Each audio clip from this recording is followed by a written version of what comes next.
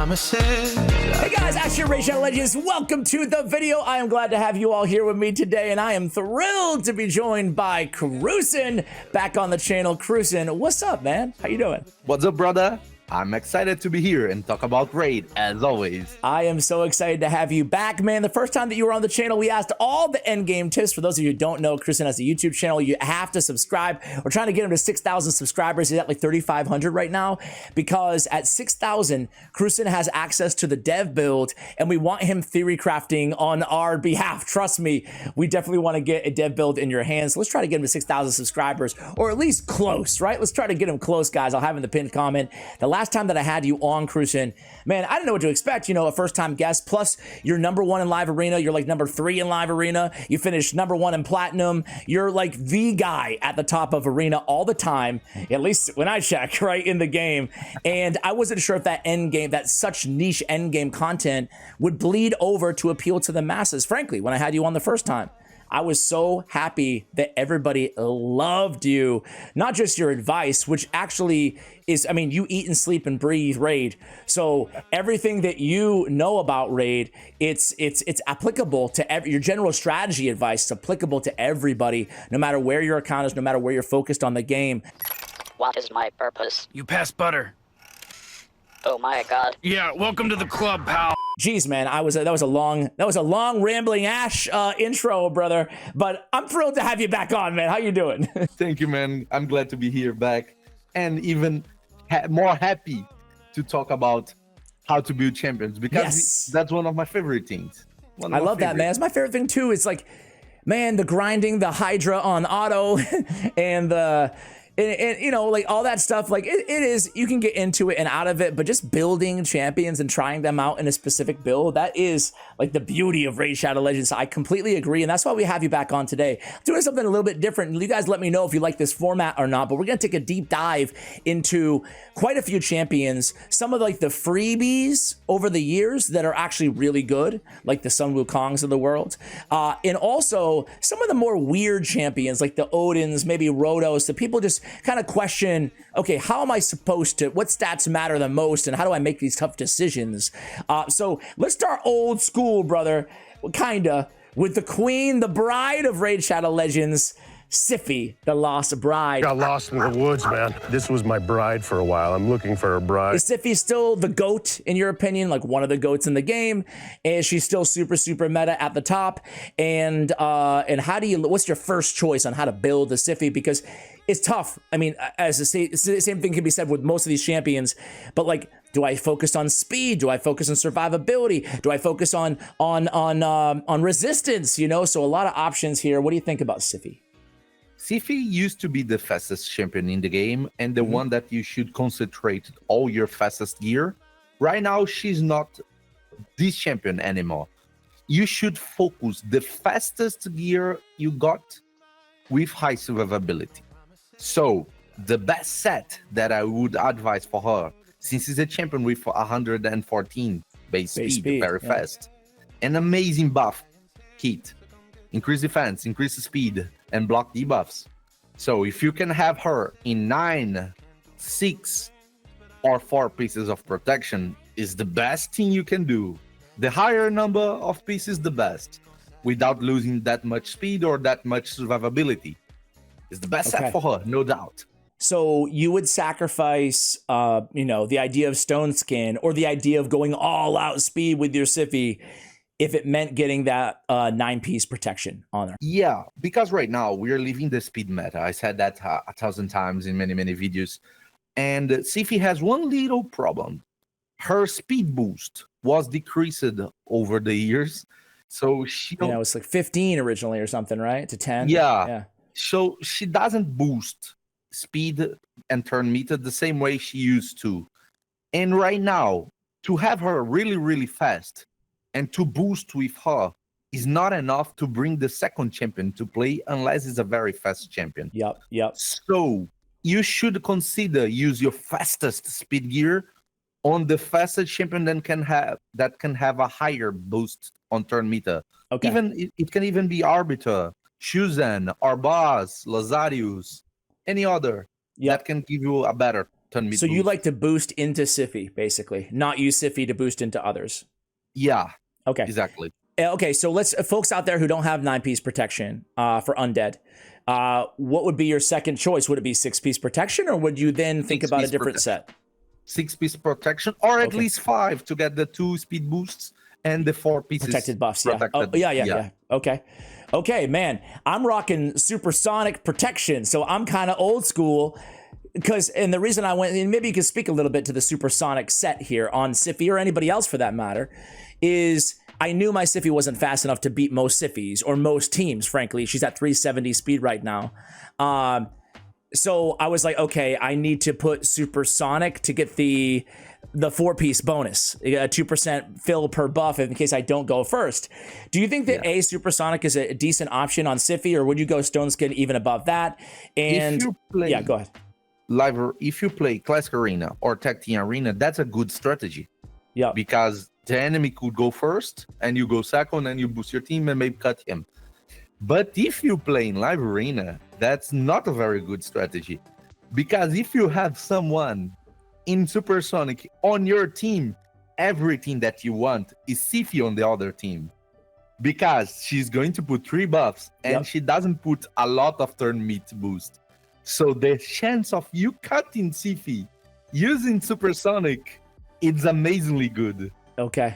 How about supersonic in general? Do you use that? Do you personally use it a lot? One of my favorite sets nowadays. Okay. One of my favorite sets. Okay, we'll talk more about that in a moment then. Siphi, let's finish her up here. What is your favorite blessing? What blessing do you use? I use Life Harvest. What do you use? If it is 6-star, Polymorph for sure. Yep. If it's lower than 6-star, I would go for Life Harvest or the Intimidate Presence. Yeah, okay. I think both really cool. And Do you run- one more thing. Yeah. One more thing. If you're not going to make her really, really fast, try to go to 4 pieces of stone skin, a little bit of survivability, but don't go very slow. Put a decent amount of speed and put her tanky. Okay, perfect. And then talk to me a little bit about like what's your tier 6 mastery of choice with Siphi? I just go with the resistance. Is that I prefer timely intervention. Timely intervention. Because she's a revival. Yep. That has a very powerful revive. Critical hate, attack, and full 100% turn meat. It's an incredible revive. So if you're someone lose a lot of HP and you got timely intervention, maybe you get your turn fast, bring your champion back, and he can have a turn before your opponent. Okay. I think that's a good strategy. And to use Unshakable on her to get a lot of resistance, it's valid if you have a very powerful resistance build on her. Okay. If you have 800 or more resistance, I think is a good number. Keep it. For if you endgame, have yep. less than but that, still. Okay, so you're in the camp of, because my Siphi's resistance is like probably the worst case scenario, right? Is because I don't have a lot of survivability on her, and I do have 460 resistance, and it's just like, what am I going to do with that? What am I going to do with that? So yeah, definitely not the best build. I gotta rebuild my Siphi here. Over to the left. Yep. Okay. Bring her back. Yep. My last question for you, though, and this pertains to any champion in the game, is I do have mostly HP percentage, what I look for all of my supports. Yeah. However, I do once in a while go with defense percentage. Talk to me a little bit about defense versus HP. Obviously, somewhat can be judged on the base stat, and if it's a defense-based nuker, obviously that makes a lot of sense. But what about just a support champion, a Duchess or a Siphi? Do you always go HP no matter what, or is there a place for defense percentage on these champions? I give the chance to more HP pieces than defense pieces, because when you hit some limit on defense, the more defense you stockpile, the amount of damage mitigation is not that high. Yeah. After 5k amount of defense, your damage mitigation is not going to grow a lot. You're going to put 1k more defense, and the damage mitigation is going to be 3% more, 2% more. So when you reach certain amount of defense, and it's around 4.5 to 5k defense, you better use HP, because the amount of damage mitigation won't compensate the amount of health you're gonna get from the HP pieces. That's why you prioritize HP over defense pieces in general. Okay. So you try to get on all your supports or anybody you want tanky, you're shooting for 5k defense, and then after that, you're scaling HP. Exactly. Gotcha. Exactly. Let's talk about the groom, man. Why not, right? Rotos, the lost groom. Everybody loves Rotos. He's an older champion, but people still have questions. You know, he's weird how he scales off of his HP and his attack, right? So why don't you, and he has base just shy of 12k on the HP. So as I reload my game that just crashed in the background, why don't you tell us a little bit about Rotos? You love Rotos, right? I mean, who doesn't? Who doesn't? My favorite legendary champion. So talk to us about stat-wise. I mean, my philosophy's always been pretty simple. I just go HP on the ring, HP like on flat stats, and attack percentage anywhere percentage base, just because of the scalability. Exactly. Is okay. That's exactly what you should do. You go flat HP, whatever you can. For example, top piece is Ascension, flat HP. Ring and banner, flat HP. But for the percentage, you go for attack percentage. Because his base HP, it's very bad. But indeed, his base attack is really good. And he benefits from both HP and attack. More from attack than HP. But you have the mixed stats that you want to grab to make him powerful. I have a question about Rotos. I see endgame players throughout the years. This is not recently, but I've seen endgame players lead off with his A2 and lead off with his A3. Now, intuitively, it seems like you're going to go A2 because you want the chance of the extra turn, the kill shot. And this is like normal circumstances, provided they don't have like obviously a UDK or something like that, right? So is there ever a time that you would lead off with the A2? Let me ask it that way. Usually I start with the A3 if I see the opportunity of killing. I only go for the A2 if I don't see a way of killing the champion. Yep. And if I see a way of maybe having an extra turn and be able to kill with the A3, I go with A1 instead of A2 or A3. Okay. For example, there is a champion, there is a Harima there that I know I won't kill with the A3. I know I won't kill with the A2. A2, yeah. But if I land A1 and get an extra hit, maybe I can kill with A2 or A3. Okay. So I go A1. I like that. Okay, cool. Pam, put that in my good idea folder. So, I mean, I guess that's pretty much it for Rotos in terms of the artifacts. I just have my Rotos still in kind of old school gear, Savage and Crit Damage. Obviously, Crit Damage is not in vogue. It would probably go Cruelty or something like that, or Lethal. But like, what do you, other than that, like what is your favorite set builds for Rotos? There is one set that was made for Rotos. Okay. I know they had the Rotos in mind when they built it. All right. Into the game development. It is Merciless set. Merciless, okay. 9 pieces of Merciless makes your Rotos skyrocket to another level. Ooh. You're gonna see the difference between. Let me see if I can do that on my account while you talk in the background. 9-piece Rotos is even worth losing a lot of status. Okay, stats. It's worth sacrificing a lot of stats to get the 9-piece. Yeah, for example, Merciless. mine is using a defense banner with triple row defense, 5-star. Okay, but it's the only banner I got. Oof. And the difference between 8 pieces and 9 pieces, it's insane. It's massive. Okay. The things you're gonna see when you put 9 pieces on your Rotos, it's gonna make you laugh in your chair and your opponent cry. You are evil. Bro, let me hit you hard though, because this is a real life example that is going to be very, I'm sure will mirror a lot of people's experience. If we look at my account here, I'm going to move myself out of the way. This is what I've got right now. I've got a Merciless banner, HP main stat, perfect, right? That's great. Yeah. Everything, and that's a 5-star. So God knows how crappy it will be when I book it up. I have an attack flat stat on my, and these have already been reworked, by the way, on my amulet. And then I'm sure I could find, no, I have no. I'd have to go defense or attack on the ring. So I'm sacrificing a ton of HP. You would still do it? Yeah, I would still do it. Okay, that's great. 9-piece Merciless rebuild coming up. So I think the most important thing on Rotos is probably Word of the Fallen, blessing-wise.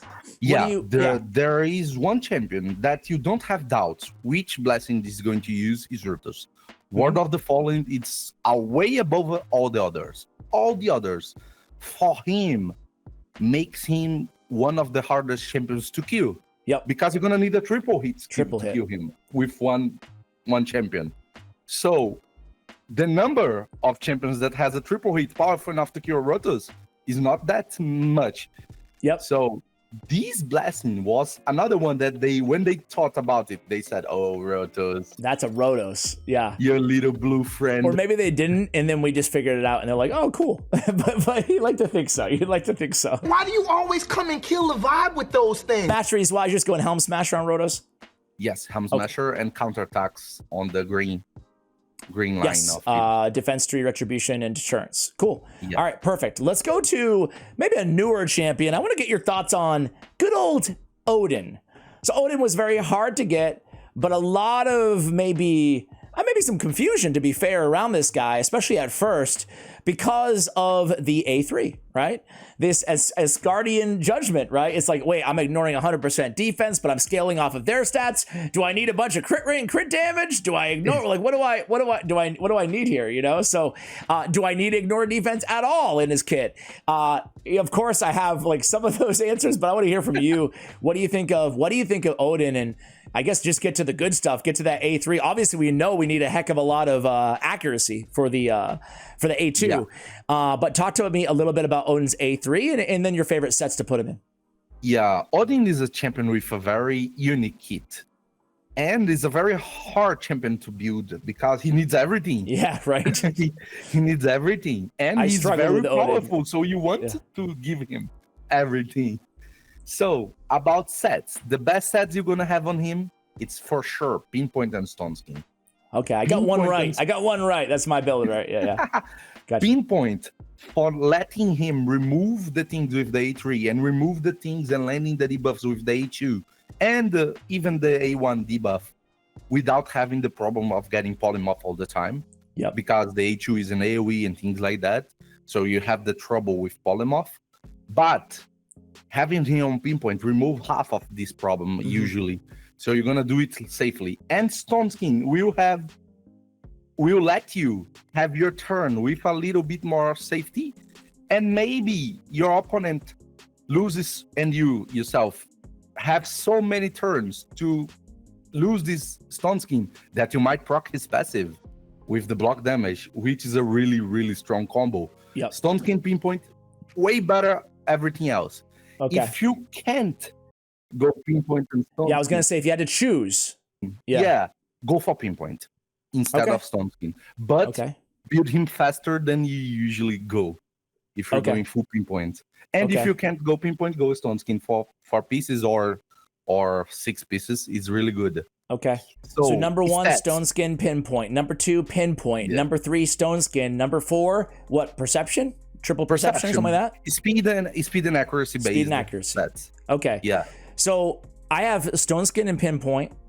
And like you said, though, it mirrors my experience. I'm sure any Odin lucky owners out there probably know this. He's very tough to build. Even on an endgame account, he's very tough to build because getting that speed, accuracy, and the damage and those sets is awful. So you feel like you have to sacrifice somewhere. Now I chose to sacrifice a little bit on a lot on the crit damage, maybe a little bit on the speed. So let me run down. Like survivability, mine's fine at 60k, 291 speed. He's at 99, 175 crit rate, crit damage, and then 584 on the accuracy. The problem I have here is overall, I like the build, I like the sets, but I feel like the accuracy for endgame, just not quite high enough. The speed, maybe not quite high enough. At least he has Stone Skin. But then the crit damage, I've been told I need to just go all out nuke on this guy. So tell me what you think of those stats and then how to inform. You don't need that much critical damage. For PvE, with 180 to 200 critical damage, he will hit max damage on almost every boss and every content. He can deal some serious PvE damage too, man. Have you seen this guy? A lot. Dude, he was hitting for, I forgot what. I think I was doing like Nether Spider with him. He was hitting for a milli. And I was like, damn, man. He will hit the cap with easy stats. Stats, he will hit the cap. When you go to the PvP, the same stats, you're going to hit the maximum on the PvE, won't hit the maximum on PvP. But at the same time, you're gonna hit good amount of damage. The thing is on the PvP, you already ignore 100% of the defense. Yep. With the A3. Yep. But on the PvP, there is damage reduction mechanics. That is not only the defense itself. There are masters, blessings, passives, and things like that that reduce the damage. Yeah. So the higher your critical damage, sometimes this little amount of damage, extra damage that you're gonna put when reduced is gonna save you by killing the champion. Yeah. So higher critical damage on PvP matters. But if you can't go that high, go at least to 200, 220 is the minimum you should aim for. Okay. And then everything else you put on speed and accuracy. 100% critical hit, don't forget that. Speed, accuracy, 100% critical hit, and 220 or plus critical damage. Okay, so I'm almost kind of sort of there.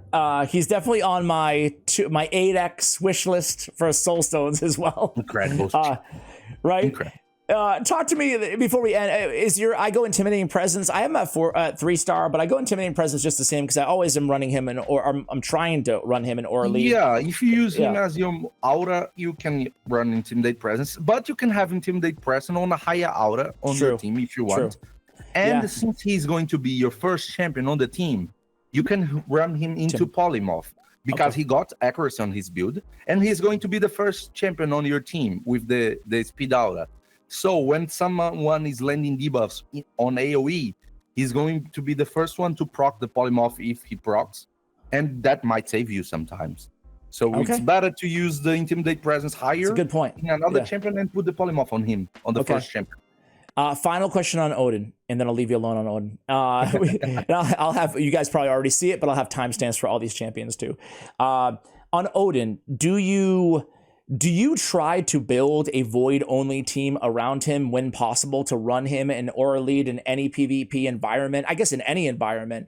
Like obviously that aura is insane, but I've also found from my experience that like it's easier said than done outside of classic arena. You know, like you almost need to have all void, you know, or a Yumeko or something, you know, like to control. So how do you strategize building a team around an Odin? Right now on the meta, there are two champions that are void that combo really well with them. That is KruYsen and Marius. These three champions together can destroy a battle. You don't even need the fourth champion. Odin Aura, KruYsen as speed booster, and Marius as the damage dealing. You can destroy a team with them. So this three combo on classic arena, on tag team arena is perfect. You won't have to handle anything in that can mess up this with your opponent. But on live arena is a little bit different, because they can remove some of these champions from the equation. But you have many other void options that are really well. Sometimes, for example, if you play Odin and another speed booster, for example, a Lazarius or an Armanz or any other speed booster that you want to use that is not void affinity, you might not use him as the lead to try to get your entire team the speed aura instead of only the voids. Or go and get an Armanz or something too. Like, do you ever go double control like that? Yeah. I love to do that. Okay, cool. My opponents don't, but I love. Let's go to Monkey King, man. Wukong. I know he's from our last collab. I know that you use him a ton. He's like one of your most used champions, which is obviously, I'm sure that's not going to surprise anybody out there because you all know how good Wukong is. But it surprised me just from like, given that you have every mythical in the game, fully empowered, fully awakened, that you still go back to Wukong. And I'm losing a lot to him. And you lose a lot to Wukong. We all lost to Wukong. That damn, when you think the battle is over, the damn staff of wonders like sayonara, you're all done, you know? So I think I recall this from the last time that you were on, but correct me if I'm wrong, but you're a big advocate of just going all out nuke on Wukong, correct? Yeah. Okay. I love that. So straight up savage, lethal, all out nuke Wukong. When would you not go that? Merciless. 9 pieces of Merciless is the best one for him. Yeah. If you can go 9, instead of go force 9 pieces like Rotos, you can go 6 pieces on him. You don't need to force 9 like Rotos. If you can play 9 with decent status, go 9 because it's amazing. But if you can't go 9, it's not like Rotos that you're gonna force whatever I got. I need to put the 9 pieces. No, go 6 pieces. 6 piece and get the ignore defense. Really good for him. Yeah. If you can't go 4 pieces of lethal or 4 pieces of savage. good stats, and that's really good for him. Okay, cool. Do you have any considerations for accuracy on some Wukong? Or are you happy just to punt it in PvP setting? If you're very high in the classic arena, on the tag team arena, on the live arena, you're gonna face the problem with polymorph. So I prefer to take out the accuracy to not get the chance of going to win the battle and you transform the enemy into sheep, or you steal a buff and get polymorph and then you lose the battle because of that. Okay. So if you're in a very high and you're right, when Sun Wukong is a sheep, it's especially annoying because he's better off dead. He'll come back with full turn meter in 3 turns, you know, like he's good. But sheep is like, that's awful. So that's actually a really good strategy. If you're annoyed of getting sheep with Sun Wu, just go even more nuke and even less accuracy. Yeah, if you're very high. If you're not very high, put some accuracy on it, because it's going to land the debuffs and steal something and transform champions into polymorph, into sheep, and might help you. So if you're very high, go full nuke. If you're not very high, go hybrid. A little bit of accuracy, 400 and something, and a decent amount of damage. Okay, and I imagine Helm Smasher and Helm Smasher for sure. What are you talking on Blessing on some Wukong? Do you run with a non 6-star? What are you running? I like Soul Reap. Okay, Soul Reap. Is that across the board for you, basically, KruYsen? Like anybody that doesn't have accuracy that's not 6-star nuker, you just go Soul Reap for the most part? Depends. No? Depends a lot. Okay. What about a Taurus? Yeah, for example, if you're using a Leodius or a champion that puts up a buff that you want to hold that buff, I go with Lightning Cage, for example. Okay. If you have a champion that's gonna need sometimes to kill the entire team, sometimes I go with Life Harvest, because the opponent might wrestle hack. And you're going to mitigate his HP gradually.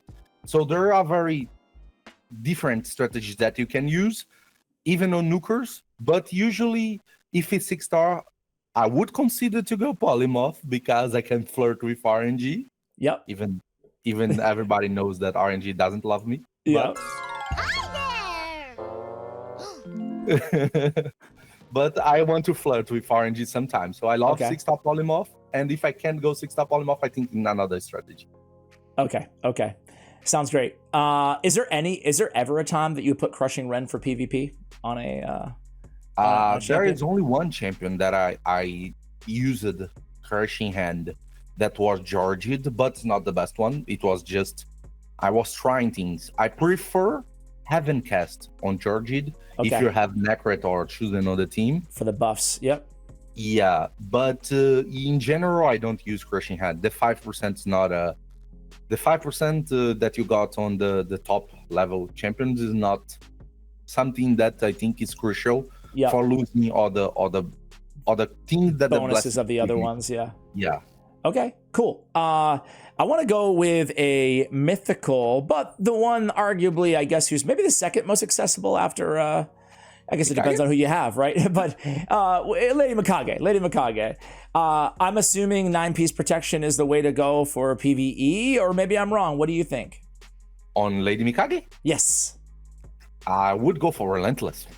Relentless. Okay, so you used to run her Relentless in everywhere, basically? On PvE, I prefer her 9 pieces of Merciless, because she can also do a lot of damage with her A1. Ooh, okay. That's very interesting. She has very good multiplier on her A1. She can do really good damage. You know what? That's a good shout out, man. Yeah, 9 pieces of Merciless will give you extra turn, the reflex set effect of turning reduction on some skills, and a lot of damage. That's everything you want. That is.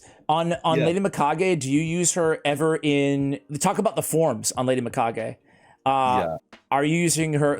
When do you like PvP? I imagine you switch a lot in PvE. Do you just try to stay main form, or what is your strat? I mean, obviously it depends on what you need, right? Yeah, for Fire Knight, I stay on the first form. On Hydra, I stay on the first form, unless I need to debuff something. I would for the second form. But mainly on PvE, I stay on the first form, unless it's something like Synchronos or very hard content that I need to stun or something, debuffs and put to sleep. I use the second form. But if it's based on damage, pure damage, bring your team together and crush the enemy. That's plus it. 400. Okay, I'm the same way. Okay, that's And great. for arena, Yeah, Yeah. the strategy is the same, but you can't afford to go 9 pieces of merciless for her on arena. So Yeah. you go relentless and stone skin. Is the best build by far. If you can't go there, go for the stone skin at least. Okay, so you go Stone Skin Relentless or Stone Skin period over just all out speed. Yeah, Okay. exactly. Okay. Your fastest champion on any of your team, I don't care who it is. Your fastest, your KruYsens of the world or whomever, your turn meter booster. Are you still going? What is your favorite set for that sort of champion? Is it just still speed? Whatever you can. Whatever's with highest fastest period? speed. Yeah. Okay. Yeah, you just focus on speed. If you're fastest champion, don't care which set you're putting on them. Just focus on speed. All right. There is only one exception that Okay. that is for Lazarius, but that applies to a very little amount of players. Well, you got to Because tell you're us gonna now, need man. a +4 Lazarius or 6-star Lazarius. Lazarius is a so incredible champion that you can put the fastest speed you can with full critical hate and critical damage amulet, and he still can nukes with, for example, 480 speed, and he still can nuke entire team with 200 critical damage and full critical hate. Okay, That's- so building some light damage into Lazarius is still worth it because he's that insane. Got you. Yeah, but it's very little amount of players that can do Yeah, it because yeah. you need a Yeah. high blessing, high empowerment on a mythical. That's something you won't get as easy Okay. as for the champions. Marichka, I am actually, this stems from Lady Mikage because it's the same build, or one of your recommended builds. But Yeah. I actually wanted to talk a little bit about Marichka, of course, but also this build specifically because you're the one who recommended it to me off air a while back. I switched to it and I love it. The Stone Skin Relentless. Sure I did. I'm brilliant, no? Or basically the idea of using Relentless more often in the arena. Frankly, honestly, I never used it at all. In my mind, I had it too much in a PvE box, like, no, that's not a PvP set. But now, ever since I started using it, you're right. Like every time it procs, you're like, hell yeah. Like that was worth it, So why Marichka on Stone Skin Relentless? Would you, if you had to choose between the two, would you ever go just Relentless even over Stone Skin? Talk to me a little bit about why you love this build so much and what other builds you consider from Marichka. Yeah, Marichka is a little bit different from Mikage because Mikage, you're gonna focus on speed and accuracy. Marichka is gonna focus on HP, speed, and defense. Mm-hmm. Then you're gonna focus on resistance if you want a little bit, but HP, speed, defense on Marichka. Okay. Marichka's kit is so amazing. He's such a good support, She really is. such a good champion that even her A1 can break a match. Imagine you have a champion that have a UDK by his side, and you have Siphi and Marichka, and you can't land Siphi's A1 into this champion because of the UDK. Yep. And you use the A1 of the Marichka, she brings Redirects the it right there for you. Yeah. and she does the job. Yep. That's the magic of the Marichka A1. And I don't even need to talk about her A2, her passive, and her A3. All her kit, it's unbelievable. She's insane. Unbelievable. Yeah. Yeah. So to have extra turns in a champion with so impactful skills might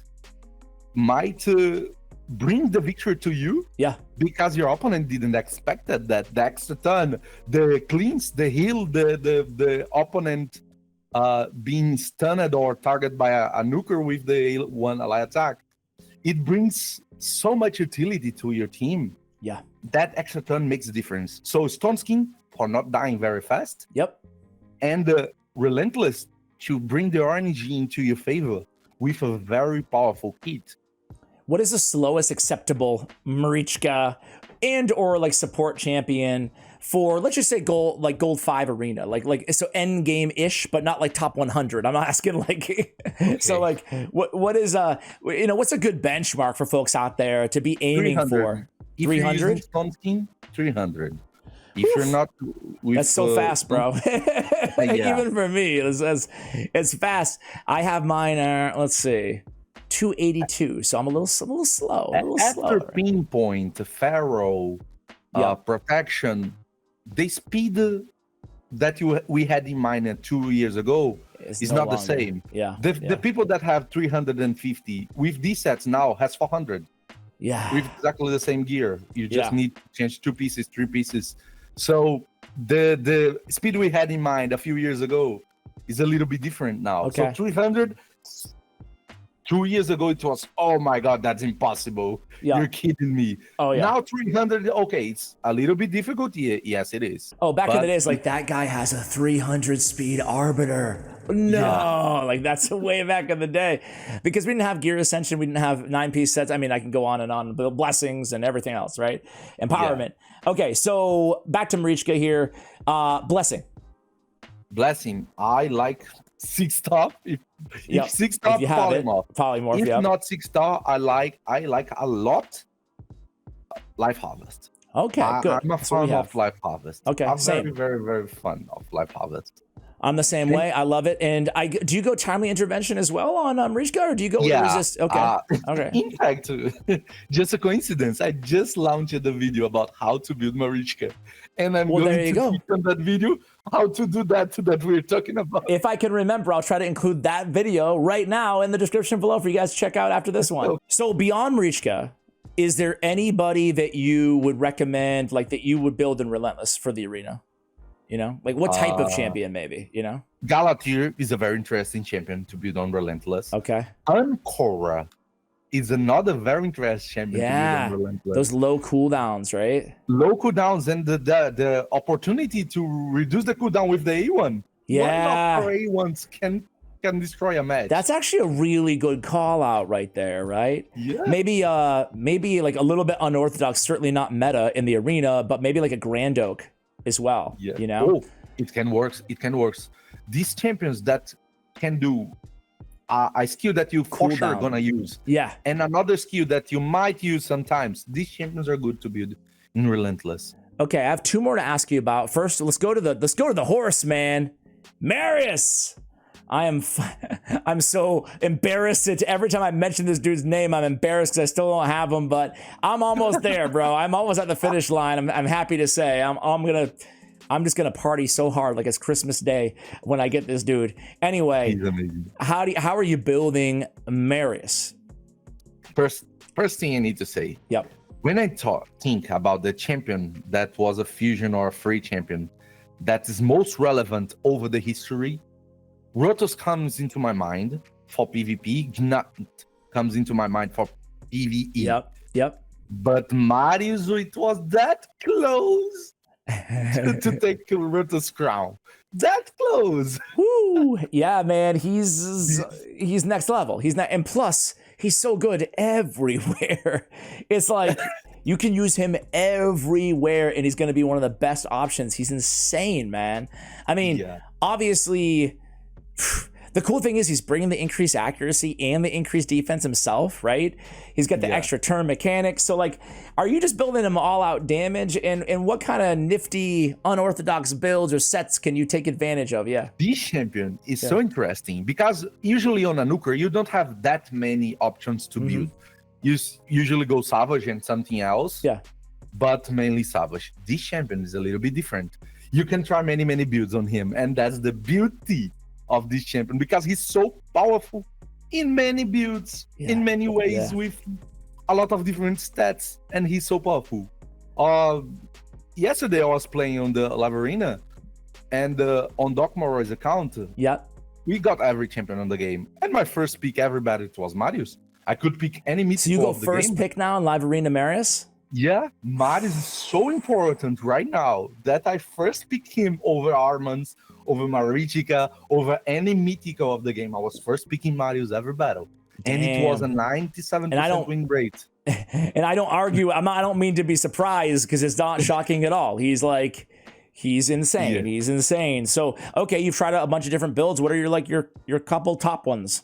The core build for a normal player, it's to put him on Stone Skin and Lethal or Stone Skin and Savage because it's the most safe build. You're gonna need accuracy on his build. So bring at least 300 accuracy on him. With the accuracy up, that might be enough for most of these occasions. And put him on a speed that he is your fastest nuker to play.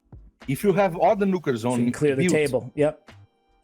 put him one speed more than all other nukers, because the ability of removing stone skin and buffs from your enemy with him is really, really, really cool. Yep. For your second nuker, go and finish the job. All right, I love that, and that's exactly how I plan on building him when I get him. Right, so I imagine you could obviously use that build anywhere too. It's like just because it's stone skin, you're going to be just fine using the damage build outside. Let's say you can't pull off the 2 4-piece build. Would you just go straight out? Would you rather just go stone skin to play it safe? No. Rather, he's tanky enough. You go damage. You need the damage. His base damage is really good. Yep. But without the Savage, you're gonna compromise the damage. So compared to Nut, for example, on the PvE, that each one of his hit is going to do maximum damage. Marius won't even hit half of the maximum damage, even with Savage. Yep. So you're gonna need Savage or Lethal on him. Okay. The best set for him is no other than Slayer set. His Slayer set is amazing. Slayer set, yes. 9 piece of Slayer set for this champion. So why don't you use it then on him? You just do you not have it? I don't have it, but it's not the question of having or not having it. To use a 9 piece Slayer set, you have to guarantee or you're very fast to use it, or you have a strategy to keep him alive to do the things. Yeah. So to give up on the stone, you need a strategy. Yeah. You need a strategy. Very true. If you're playing him on PvE, go 9 pieces of Slayer. Yeah. It's gonna bring your damage to double the amount of damage he's doing. If you don't have 9 pieces of Slayer and you have 9 pieces of Merciless, it's another champion that is amazing. He can go 8-3, 8-2, 8-2, 8-3 again and again and again and again and again. Yeah. It's amazing. Yeah, that's wild. I wonder if you I just pairing him building him with lower, I don't know, a little bit lower HP and putting a Necra on the team. Necra's so out of the meta, or at least that's what everybody says. But I always feel just because of Narcissus, man, I feel like he's underrated right now, if that makes sense. Yeah, Narcissus took him out of the meta. Yep. Exactly, like you said. But the bomb champions and very fast champions put him back into the meta. Put him back in the meta. Okay, cool. I don't want to digress too much here. Let's talk about one more set. Yeah, please. Supersonic. Supersonic. Okay. Savage and Supersonic. Ooh, it will be very fun. That's cool. The Siphi of your opponent boosts. He goes right in, takes it away. Just when you thought you were safe, Marius comes in. I love it, man. It's really, really fun. I love it. I can't wait to get this freaking horse, man. Can't wait to get this stupid horse. All right. I'm so sick of going against this dude, man. I'm so sick of it. All right. Hey, UDK, man. UDK. Do you think that as an end game player, do you think that UDK is... What are your thoughts on you? What are your true thoughts on UDK? He can win battles. Yep. He can win battles. He's one of the most annoying champions in the game. Yeah. And he doesn't even need to play to be annoying. Indeed, right? That's something really annoying. That's making him even more annoying. You're doubling down on the annoying. He's got it on lockdown, man. What is what's your favorite builds for him? I mean, obviously slow stone skin, you know? Yeah, there is the best, the good, and the fun build. Okay. The best, I would say, is because of this meta, very slow, very high resistance, and very tanky. Yeah, we are talking about a lot of resistance that will make him very powerful for this meta right now. That you have a lot of Armanz, a lot of bombs, a lot of debuffs that make him not do what you expect him to do because of polymorph and things like that. So having a lot of resistance may be good for him. That's the optimal build right now. The good build is very tanky, very slow. The normal build. Yep. Without a lot of resistance. That's gonna work, it's gonna work. But the meta right now with Armanz, Wukong, and another champions that go through it might not work always. And the funniest one is the damage dealing build. Very slow to turn stone skin full damage. That's the most fun. Full damage. I like that. After you recommended that, I did a video on it on the channel. Was it you? I forgot who was on the channel, but someone was like, you got to build UDK in Frostbite in Frost as well. So I did that as well, which is really funny. Like just a control build, right? But he's a fun champion because of his passive. Such a fun champion to explore different like unorthodox builds and strategies with. So I actually like the idea of what the heck did you just, building him with higher resist, you know? Do you run any champions right now with high resist? Like if you were going to build a resist team, like who would be your go-to? I think like maybe Pythion would be mine. What do you think? Python is a very good champion because of he has two of the things that are very important for this meta. First is the resistance aura. Yep. Because he got the resistance aura on himself. Yep. Second is the red affinity. Yeah. We have so many blue affinity champions on the meta right now. Yep. That's to have red affinity is a step up for Tanka champion. Yeah. So it's really good for him. But the best option is a mythical, that is Galatir. Galatir has everything that he got and more. With more and more. Okay. That's the concept of mythical. Yeah. But if you don't have Galatir, he's a very good option. And Korra is a very good option. True. All these super powerful cleansers. Yeah, Cardinal. That's one of your faves. Yeah. Very high resistance, can win a lot of battles. She's amazing for this meta. I think that might be my video of inspiration that I take from this one of my feature. I think I will, bro. I think I will. Expect a Cardinal revisit video coming up soon. I lied. I have one final ask, and you mentioned him, but I would be remiss if I did not ask for like an Armanz. Is Armanz the same? Everything that we said about, except for the damage, everything that we said about Odin, does it apply to Armanz? And you don't need the critical damage, and you don't need the critical hate. But everything else applies. Pinpoints, Stone Skin is the very best combo. No. Okay. What's the very best combo set-wise? I prefer him full speed. Just full speed. He acts like a speed booster without speed boosting. Yes, just by seizing everybody. His goal is not to having you get the turn to give your team a turn. Is to get him a turn so your opponent won't have his turn. My problem with Armanz is this, man, is like I don't have, unlike his base speed is only 108, right? So I'm okay, if I go full speed, what am I supposed to do? Like build him, put a speed booster in front of him, or like you can try that. But there's a secondary build that's really good for this meta. Okay. Since you remember the supersonic gear you have on your Siphi. Yeah. You're gonna put Stone Skin and supersonic on your Armanz. Okay. And you're gonna pick him against Siphi. So he can survive and potentially cut in line. You can do them both. Yeah. Okay. Yeah.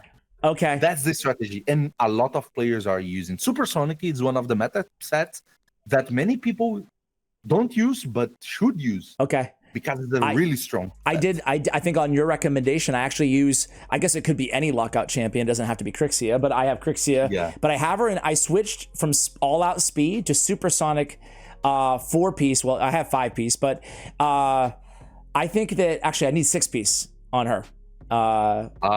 No, 4 is good. 4 is good. Yeah. So anyway, I digress. I have a 5-piece on my lockout champion, but I made a probably like 8-speed sacrifice on the build to pull that off. But I've been liking the results a bit more, you know? So like, is that what you would do the same thing like on your lockouts?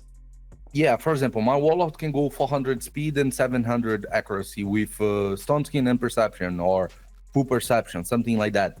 I can go 350 with Stone Skin and Perception, and Supersonic. Yeah. I go Stone Skin and Supersonic, I lose the speed. Okay. Because it's so good. Yep. And make your opponent pick Siphi, because you're gonna win because of that. Okay. I like it, man. Well, hey, dude, we've asked a lot of advice here, and as always, you're a super wealth of knowledge. I feel like I could talk raid with you and ask about every damn champion in the game if I had you here long enough. But thank you again for being so generous with your time, your advice. I love your just enthusiasm, your positivity for the game, and your passion for it. It bleeds through the camera. So, KruYsen, thanks so much again for coming on. I can't wait to collab again with you in the future, man. Let's go. All right, guys, that's going to do it for the video. Now it's time to get KruYsen to 6,000 subscribers. Go ahead and smash that subscribe button. I think it's the first time I said that phrase here on the channel, but go ahead and check out his channel, guys. You won't regret it. Thanks for watching till the end. And as always, take care, guys.